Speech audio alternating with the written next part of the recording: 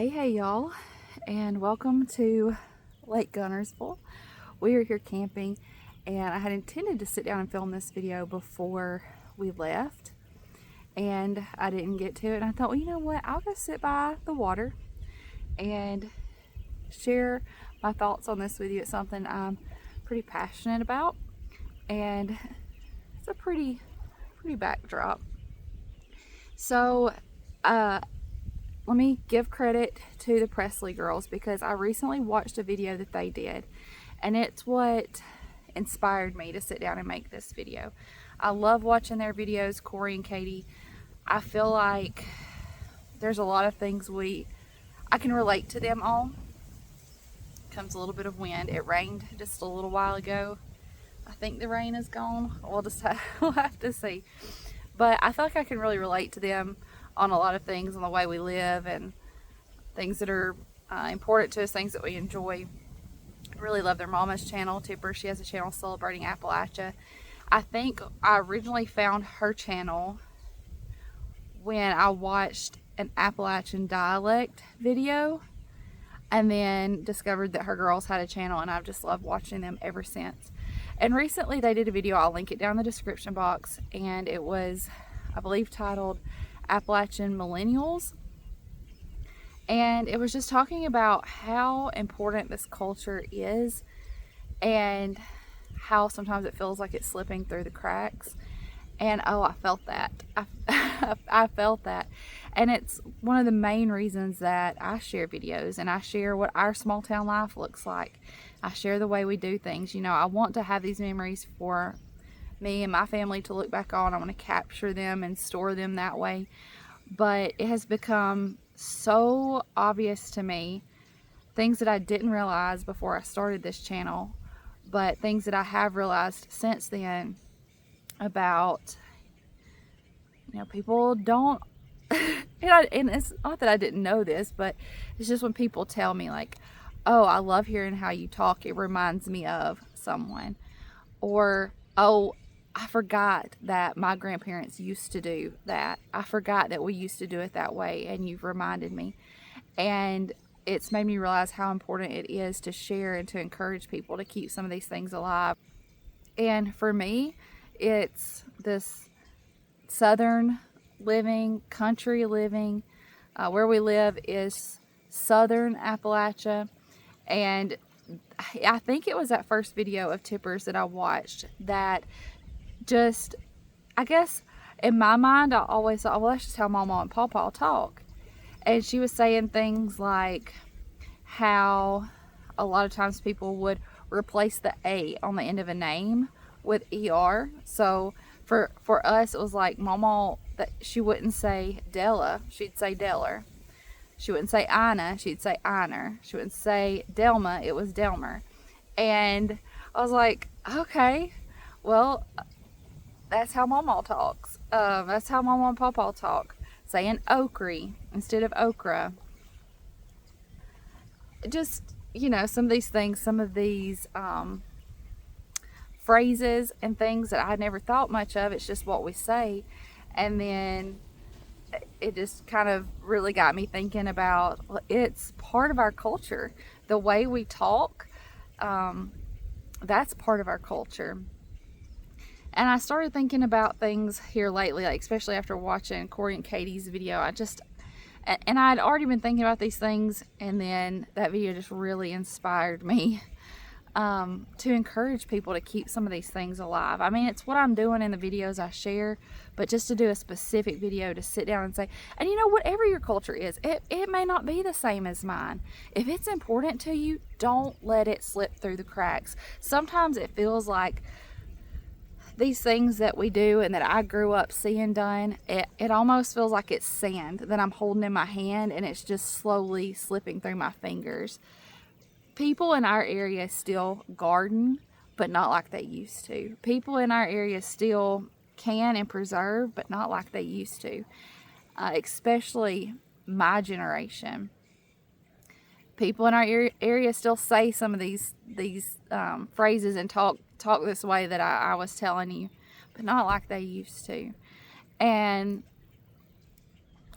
it breaks my heart to see it almost slipping through our fingers. Oh, he's out here fishing while I'm talking to you. And he's bringing little treasures up here. Y'all, some of my sweetest memories growing up, sweetest memories, was being in the garden with my pawpaw, being in the kitchen canning and preserving with my mama. And how many kids are still doing that? I'm intentional about making sure my kids are involved in those things and seeing the importance of it. But there's been this great disconnect, even here, where people do still garden, people do still preserve, people do still raise their own food. There's just in a matter of a couple of generations becoming this great disconnect of where our food comes from, and just a more I say simple way of living, but I always like to say simple doesn't mean easy, because goodness knows the way my grandparents grew up and then the way they lived, that was not easy by a long shot. But just really getting back to not over commercializing or consumerism, too much consumerism, and taking it back to just what God created things to be. I just feel like the world is quickly moving towards more consumerism and commercialism and creating less but consuming more. And my goal and my intention is to go the other direction as much as I can. Be a creator more than a consumer.